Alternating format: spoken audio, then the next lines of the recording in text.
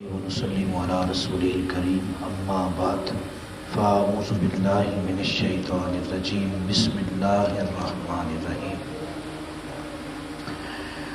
ولا تقربوا الزنا إنه كان فاحشا وساء سبيلا صدق الله مولانا العظيم وصدق رسوله النبي الكريم الأمين الرؤوف الرحيم إن الله وملائكته يصلون على النبي یا ایہا الذین آمنوا صلوا علیہ وسلموا تسلیما درود پاک الصلاۃ والسلام علیک یا رسول اللہ وعلی آلک واصحابک یا حبیب اللہ الصلاۃ والسلام علیک یا نبی اللہ وعلی آلک واصحابک یا سید یا نور اللہ۔ قرآن حمید اور قرآن مجید کے اندر اللہ رب العزت نے ہر قسم کی برائی سے بچنے کا حکم بھی ہمیں عطا فرمایا ہے اور ہر قسم کی اچھائی کرنے نیکی کرنے کے بارے میں بھی قرآن مجید فرقان حمید نے ہمیں احکامات دیے ہیں۔ اب جتنا ہم قرآن پاک کو پڑھتے جائیں گے اتنا ہم برائی سے دور ہوتے جائیں گے اور نیکی کے قریب ہوتے چلے جائیں گے۔ یاد رکھیں قیامت کے روز فَمَن يَعْمَلْ مِثْقَالَ ذَرَّةٍ خَيْرًا يَرَهُ، چھوٹی سی نیکی بھی کی ہوگی نا، کسی کے ساتھ خیر والا معاملہ کیا ہوگا تو اس کا بدلہ بھی اللہ دے گا۔ مَن يَعْمَلْ مِثْقَالَ ذَرَّةٍ شَرًّا يَرَهُ، اور کسی کے ساتھ تھوڑی سی برائی کی ہوگی اس کا بدلہ بھی دینا پڑے گا۔ اس لیے کبھی بھی نیکی کو چھوٹا سمجھ کر چھوڑنا نہیں اور کبھی بھی گناہ کو چھوٹا سمجھ کے کرنا نہیں، کیونکہ ہو سکتا ہے وہی چھوٹی نیکی ہمیں جنت تک لے جائے اور وہی چھوٹا سا گناہ جو ہے ہمیں جہنم تک لے جائے۔ تو گناہ کو کبھی چھوٹا نہیں سمجھنا، گناہ تو چھوٹا ہوتا ہی نہیں، گناہ تو ہوتا ہی بڑا ہے، اور نیکی کو کبھی چھوٹا سمجھنا نہیں چاہیے۔ پتھر ہٹانے والی نیکی ہمیں بخشوا دے، ہے تو جو ہے نا ناچنے والی عورت تھی، طوائف تھی، ناچنے والی تھی، لیکن پیاسے کتے کی پیاس بجھائی تھی، اللہ نے کرم فرما دیا، بخش دی گئی۔ تو کبھی بھی گناہ کی طرف نہ بندہ قدم بڑھائے، اور گناہ کبیرہ کچھ ایسے ہیں، کچھ گناہ کبیرہ ہیں کہ جس میں امت گناہوں میں مبتلا ہو گئی ہے۔ والدین کا نافرمان، شراب پینے کا عاتی، زنا کرنے والا، یہ ایسے ہیں کہ یہ گناہ ایسا ہے کہ جیسے ابھی آسمان سے کہیں عذاب نہ نازل ہو جائے، بجلی نہ گر جائے، آسمان کی بجلی آ کے کہیں سب کو ختم نہ کر دے، زمین پھٹ نہ جائے۔ جس قوم کے اندر زنا اور شراب عام ہو جاتی ہے نا، اللہ اس قوم سے اپنی برکتیں اٹھا لیتا ہے، اس قوم کے اندر سے پھر برکتوں کا نزول ختم ہو جاتا ہے، کیونکہ یہ ایسے گناہ ہیں کہ جو ہمیں اللہ رب العزت کی رحمت سے دور کر دیتے ہیں۔ اس لیے یہ گناہ کی عادت پتہ کیسے پڑتی ہے؟ اس گناہ کی عادت پڑتی ہے آنکھوں سے۔ یہ مولا علی شیر خدا فرماتے ہیں یہ آنکھیں جو نا شیطان کا جال ہے، شیطان کا جال ہے، کیونکہ یہ ایسا عضو ہے جو بڑی جلدی اثر لے لیتا ہے۔ مثال کے طور پر کسی مالدار کو دیکھا تو آنکھوں نے کہا یار یہ بڑا مالدار ہے، اس کے ساتھ کو دوستی ہونی چاہیے۔ کسی کی چٹی سکن کو، چٹی سفید کھلڑی کو دیکھا تو اس کی سفید کھلڑی پر فدا ہو گئے۔ نوجوان آج کل لڑکیوں کے ساتھ پوری راتیں باتیں کرتے ہیں، حرام فعل ہے، فدا ہو گئے۔ لیکن یاد رکھیں حضور علیہ الصلوۃ والسلام نے فرمایا، ابو اسود الدؤلی رحمۃ اللہ تعالی فرماتے ہیں، حضور نے فرمایا گندگی کے ڈیر پر اگنے والا سبزہ بھی گندا ہوتا ہے، چاہے اوپر سے جتنا مرضی سونا لگے۔ تو کسی کو لڑکے پسند آ گئے، کسی کو لڑکیاں پسند آ گئیں کہ سونی بڑی ہے میں تو تارے بھی توڑ لاؤں گا۔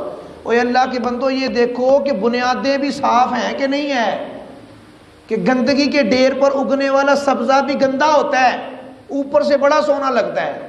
تو دیکھو جس پر تم فدا ہوئے ہو اور وہ خاندانی بھی ہے کہ نہیں ہے، وہ نسب اچھا بھی ہے کہ نہیں ہے، وہ نمازی پرہیزگار بھی ہے کہ نہیں ہے، کہ صرف ایک ہی فیس پر جو ہے نا وہ تم فدا ہو گئے، اور جب وہ میک اپ اترے گا تو پھر دیکھ لو اندر سے کیا نکلے گا۔ تو یہ ایک بڑی بیماری چل پڑی ہے. اور یہ پتہ کیسی ہوتی ہے؟ قرآن مجید میں اللہ تعالیٰ نے فرمایا کیسی ہوتی ہے. فرمایا کہ کل المؤمنین یغضوا من ابصارہم ویحفظوا فروجہم. فرمایا سورہ نور کے اندر مردوں کو حکم دو کہ اپنی نگاہیں کچھ نیچی رکھیں، نگاہیں نیچی رکھیں اور اپنی شرمگاہوں کی حفاظت کریں. یہ اللہ فرما رہے ہیں. کیوں؟ کیونکہ یہ آنکھیں جو نا شیطان کا جال ہیں. اور ویلا بندہ جو نا، ویلے بندے کا فارغ دماغ جو ہے، یہ فارغ میموری، یہ فارغ دماغ شیطان کی ورکشاپ ہے، ورکشاپ. تو اس کو فارغ چھوڑا کیوں تھا؟ کہ اس کے اندر گندے خیالات آتے، اس کو بیزی رکھنا تھا. اور اب یہ تو مردوں کے لیے تھا. عورتوں کے لیے کیا کہا؟ عورتوں کے لیے کہا، اب مردوں کے لیے پہلے کہا کہ تم اپنی شرمگاہ کی حفاظت کرو. ذالک ازکیٰ لہم، اس لیے تم حفاظت کرو کہ یہ ان کے لیے بہت ستھرا ہے. تم حفاظت کرو گے تم صاف ستھرے رہو گے. بے شک ان اللہ خبیر بما یصنعون، بے شک اللہ کو تمہارے کاموں کی خبر ہے. اللہ کو تمہارے کاموں کی خبر ہے. اور آگے عورتوں کو کہا، فرمایا وَقُلْ لِلْمُؤْمِنَاتِ يَغْضُضْنَ مِنْ أَبْصَارِهِنَّ وَيَحْفَظْنَ فُرُوجَهُنَّ وَلَا يُبْدِينَ زِينَتَهُنَّ إِلَّا مَا ظَهَرَ مِنْهَا. اور مسلمان عورتوں کو حکم دو، اپنی ماؤں بہنوں بیٹیوں کو حکم دو کہ اپنی نگاہیں نیچی رکھو، اپنی نگاہیں نیچی رکھو اور اپنی پارسائی کی حفاظت کرو. جو چھپانے والے جسم کے عضو ہیں ان کو چھپاؤ. لیکن عورتوں نے سروں سے دوپٹے اتارے، مرد نہیں بولے. نقاب اتر کے نہیں بولے. گلوں کے اندر دوپٹے آگے نہیں بولے. اب گلوں کے اندر سے بھی اتار دی، اب بھی نہیں بولے. جو عورت صفا مروہ پر بھی تیز دوڑ نہیں سکتی، عمرہ کرنے جائے تو حکم ہے وہاں دوڑنا ہے، مگر عورت کا حکم ہے کہ عورت وہاں بھی نہ دوڑے، تاکہ جسم کی جو ڈیل ڈال ہے، جسم کے عضو جو ہیں وہ ظاہر نہ ہو. وہاں بھی عورت نہیں دوڑ سکتی، تیز چل سکتی ہے، مرد دوڑے. جو عورت صفا مروہ پر نہیں دوڑ سکتی عمرے حج پر جا کر، وہ کرکٹ کے میدان میں دوڑ سکتی ہے؟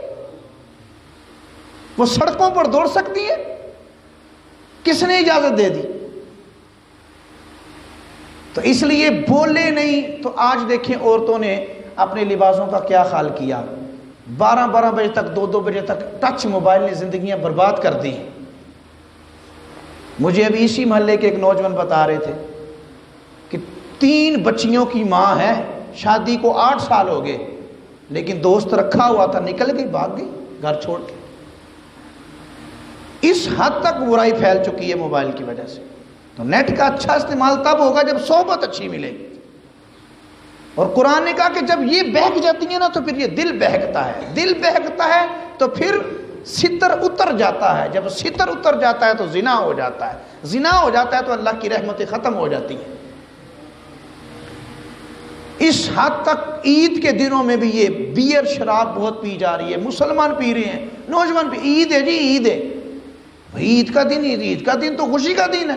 عید کا دن تو مسلمان بھائی کو جو ہے وہ سینے سے لگانے کا دن ہے. عید کا دن تو نفرت کو محبت میں تبدیل کرنے کا دن ہے. عید کا دن تو جوڑنے کا دن ہے. عید کا دن تو خوشیاں بانٹنے کا دن ہے. عید کا دن تو غریبوں مسکینوں کے کام آنے کا دن ہے. عید کا دن تو نمازیں پڑھ کے شکرانے میں اللہ کا شکر ادا کرنے کا دن ہے کہ تو نے ہمیں خوشیاں دی ہیں. عید کا دن یہ تو نہیں کہ شرابیں پینے کا دن ہے. بوڑھے باپ سے جفی ڈالی نہیں بیٹے نے، اور باہر والے دوستوں سے جفیاں ڈال رہا ہے. تو یہ آنکھیں جو ہے نا بہکتی ہیں. اور پھر کیا ہو جاتا ہے؟ امام یافعی روز ایک نوجوان کام کرتا تھا.